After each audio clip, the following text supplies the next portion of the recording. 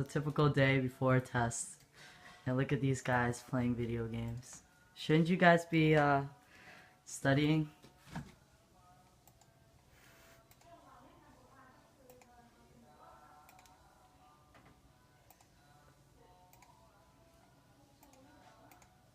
Hey, that invite.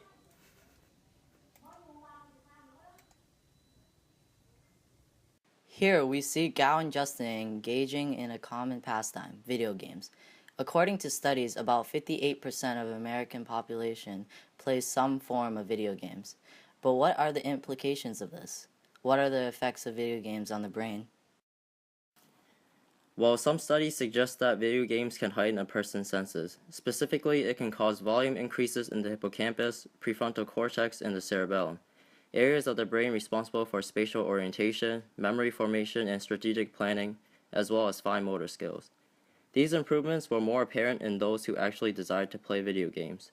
Although it is difficult to corroborate these results in a large population, video games have been used to provide therapeutic treatment for disabled patients. An hour later, they're still playing video games. Guys, it's 10 o'clock already. Don't you guys think you guys should start studying now? Ah, damn. Alright, I guess I should start studying now. Well, I'm off to study. I think I'll take a few more minutes. Later that night, Positive feedback. God damn it, I lost!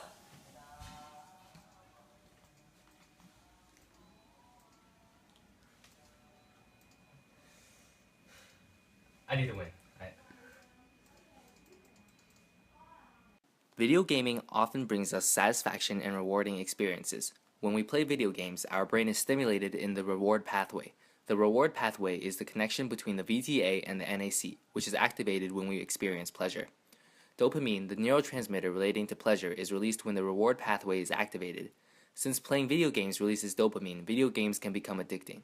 According to a study with teenage boys and girls, the MRI scans of the boys and girls who played games frequently showed a large volume of the left striatum, which involves the ability to make risk and reward decisions. The brain activity is also seen in people who lose money in gambling, making video games a harmful behavior. Other than altering our risk and reward system, addiction to video gaming can also lead to violence and other consequences.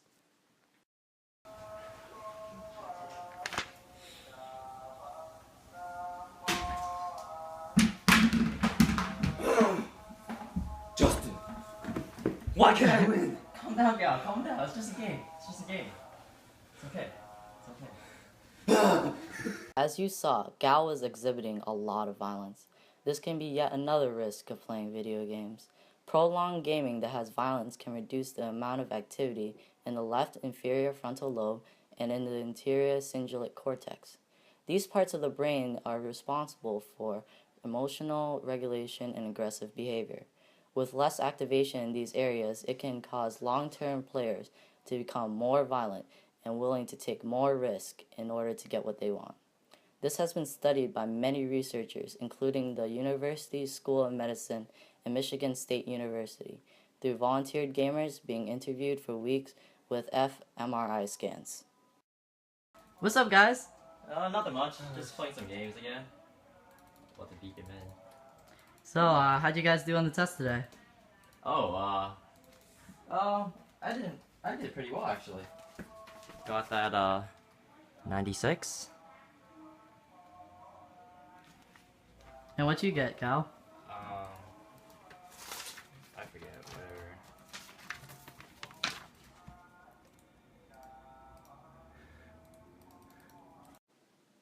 Like all things we do, there are trade-offs in playing video games. There are both pros and cons to playing video games. It can improve spatial orientation, memory formation, strategic planning, and motor skills. It can cause addiction, heightened desire for risk, and excessive violent behavior.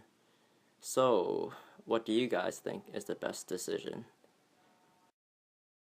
However, at the end of the day, there is a time and place to play video games. Don't be like me. Get your priorities straight.